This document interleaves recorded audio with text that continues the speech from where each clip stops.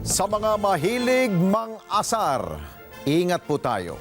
Sinaksak kasi ng isang lalaki ang kanyang kaibigan, makaraang mapikon sa pambubuli nito sa Navotas City.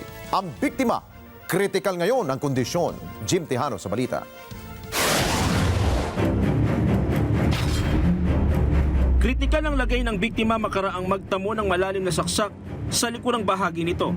Ang sospek, mismong ang dating kaibigan.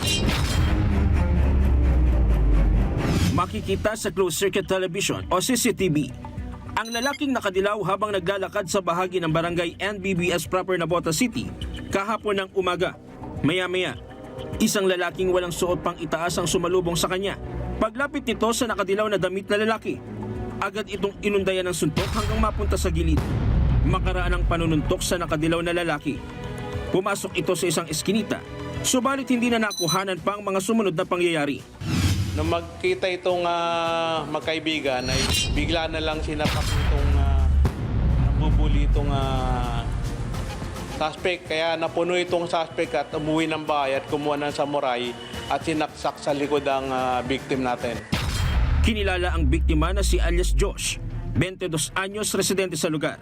Naisugo dito sa ospital na sa ngayon ay nagpapagaling. Ang ating pong biktima ngayon ay naka-confine po sa Tondo General Hospital.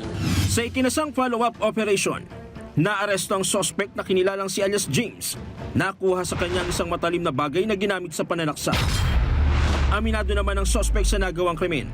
Paliwanag nito, madalas anya siyang makaranas ng pangbubuli mula sa biktima. Sinunod niya po yung balikat ko, pinabayaan ko lang. Ito, sapak niya ako, hinahayaan ko lang din po. Sinapak niya naman po ako. Hinayaan ko lang. Kasong frustrated murder ang isinampang reklamo laban sa suspect. Giit ng suspect, handaan niya siyang mag-countercharge sa biktima dahil sa mga naranasang pangbubuli ng kanyang kaibigan. Jim Tejano, para sa mata ng Agila. Matatag, matapang, matapat. Maraming salamat sa inyo pong pagsubaybay sa Mata ng Agila Primetime.